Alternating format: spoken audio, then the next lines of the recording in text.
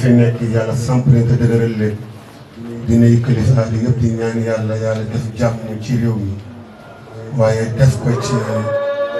marché ambulant am na ko côté boo xam ne mu ci ñëw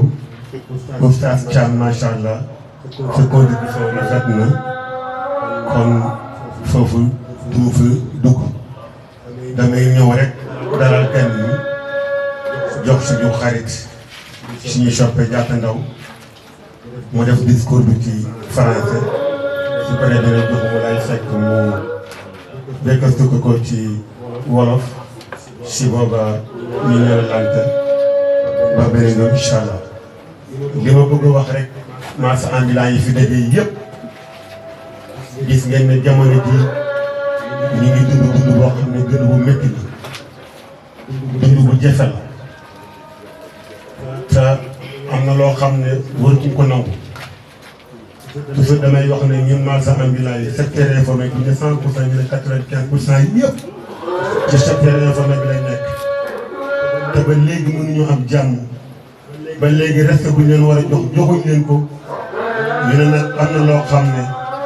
suñu ko état yi joxul ñun danañ ko jëlal suñu bopp te nag ànd ak nekk benn rek mooy tax li bëgg ñu am ko. ambulant yi nag dañoo amul ndey amul bàjjen looloo tax mbalit mu am xapp leen ko ñu ne nag loolu dafay jeex tey bi ngeen gisee politiciens yi ñaata parti politique moo nekk ci réew mi ak ñoo bëri te sakkan waaye kenn du leen wax ndax ñoom am nañ ay bàjjan te gis ngeen ñoom ñëpp ñu ngi jéem a booloo bu seen intérêt taxawee ngeen gis ñoom ñëpp ñu gisee ne def coalition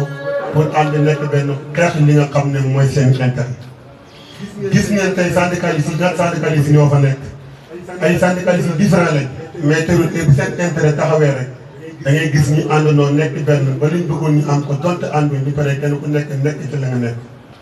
léegi nag ñun marché ambulant ñu gis ne heure bu nekk heure bu ñu waxee dañoo war a ànd dañoo ñu ne nag loolu dafa doy lii bañ ko commencé rab xam ne gis ngeen xaw na yàgg depuis daaw ñu ngi ciy liggéey ba gis ngeen daaw la 9 août organisé woon nañ benn rassemblement bu ñu war na def mais gis ngeen ne dañ ko arrêté woon mais bu gannaaw bañ ko arrêté gisoon nañ ne lañ doon xeex gisoon na mu daal mais diggante boobu ak léegi ne gis nañ ne li nga xam ne mooy am dafa gën a pire li nga xam ne amoon na ñu ne duñ toog di seetaan ñu ne nag àdduna mbooloo rek mooy doole te sama bopp ma la gënal di bañaal yooyu ñëpp gis ngeen tayam Ousmane Sonko premier ministre bu Sénégal bu doon jëmmi boppam rek la tey lii fii ma yegg si du fa yegg si mais mbooloo bu nekkoon ci gannaaw moo tax tey lu mu am ko te mbooloo moom mu amoon ñun ñii la te ba ñu ànd ak moom du ko jàppale dañoo jàppoon ne kii bu ñëwee conditions yi nga xam ne ñu ko doon dund dañu dund yeneen conditions yi gën conditions yu ñu doon dund mais gis nañ ne tey jamono ji bu ñu waxtaanee rek ambulant yi sonn bu ñuy sonn ak coono bu ñuy dund ëpp na man nag su ma koy tëjee rek dañ ne marchand ambulant yi fekkoon ne am na kenn ku ñuy sacrifier ci secteur bi pour ñu am jàmm bu doon am na kenn nag laa wax ku ñuy sacrifier ci secteur informel bi pour ñu am jàmm te li may wax ni lu wér la billaahi lasi laa ilaaha illaa huwa jox naa leen sama bakkan pour ñoom ñu am jàmm ambulant yi am jàmm man su ma demoon dina am fayu yàlla loolu man leer na te li may wax ni lu wér la te billaahi lasi laa ilaaha illaa huwa lu wér la loolu nag yéen boobu nga xam ne am nañ ko ci lañ bëgg marchand ambulant yi ci réew mi ñëpp ñu àndandoo joxante loxo kenn bañu wax ne man kat laaluñ ma liñ bëgg mooy képp kii marchand ambulant foo nekk ci réew mi laal nañ la laaluñ la waaye marché boo xam ne yëkkati nañ ko rek marché yëpp ànd di jóg taxaw wane ne di fi amee ndax gis ngeen ñoom bu ñuy def lu ñuy def duñ yëkkatindoo marché yëpp tey dañuy laal fii tey nga dégg ñu la yëkkati nañ Kër Massar kat gaa yi na teg gannaaw si ba nga dégg dinaa yëkkati nañ Tëngéej kat gaa yi na teg ba toogaatul ñu yëkkati nañ bakki dem gis nañ yëkkati nañ Liberté 6 Palasène gis nga ko mooy vendredi yëkkati nañ ko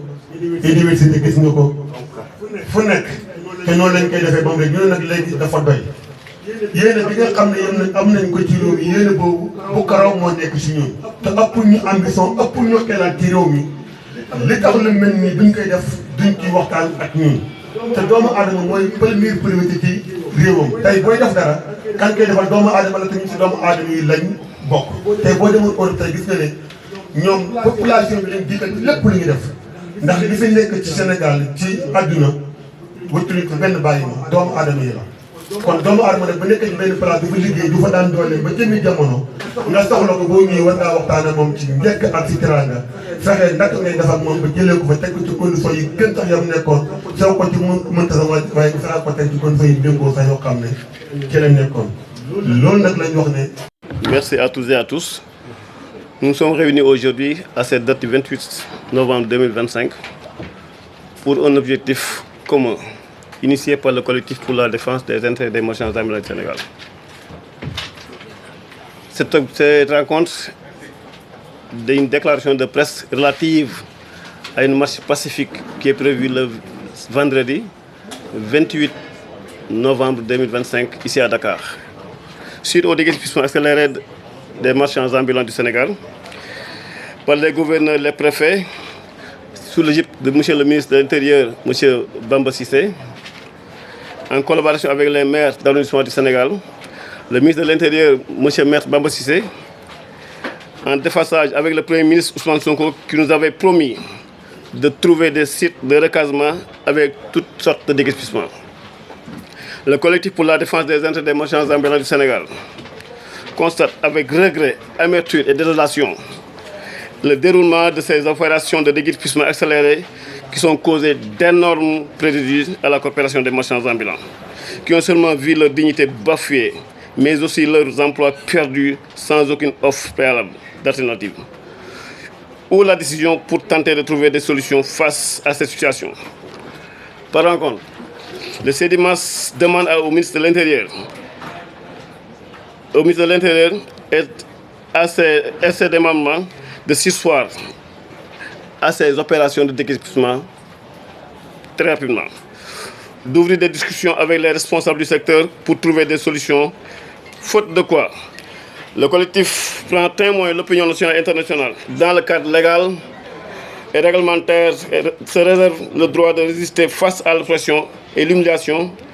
que sont en train de subir depuis très longtemps. Le collectif pour la défense des intérêts des marchands ambulants du Sénégal informe l'opinion nationale et internationale en application des dispositions de l'article 10 de la Constitution du Sénégal garantissant la liberté de réunion et de manifestation conformément à la loi numéro 78 du 2 janvier 1978, réglementation des manifestations sur la voie publique. CEDIMAS organise une marche pacifique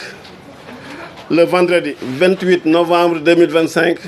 ici à Dakar. Itinéraire. Lieu de départ, il faut bien noter, ici à Dakar, HLM Gouigui, arrêt HLM Gouigui, à partir de 15 h. Lieu d'arrivée, rond-point familial, Colobane. Heure de départ, 15 h, heure d'arrivée, 19 h. Cette marche ne veut se rassemblement citoyen pacifique responsable destiné à attirer les autorités et l'opinion publique nationale et internationale sur les conditions de vie des marchands ambulants du Sénégal, acteurs économiques de l'économie. Le CEDIMAS invite à cette marche l'ensemble des marchands ambulants du Sénégal, de l'économie informelle, les autorités, les partis politiques du mouvement, du pouvoir et de l'opposition, la société civile, les défenseurs des droits de l'homme, les humains et tous les citoyens esprits de justice, de droit et de paix. Pour conclure, conformément aux valeurs républicaines et à la recommandation R204, selon laquelle chaque Sénégalais a droit à un travail décent, le CEDIMAS réaffirme son engagement pour la dignité du travailleur, le dialogue social et la construction d'un Sénégal plus juste, inclusif et prospère. Le CEDIMAS appelle tous les participants à une mobilisation pacifique, disciplinée et responsable. Je pense que c'était l'objet de cette rencontre, c'était l'objet de ma communication. Je pense que j'ai essayé quand même de...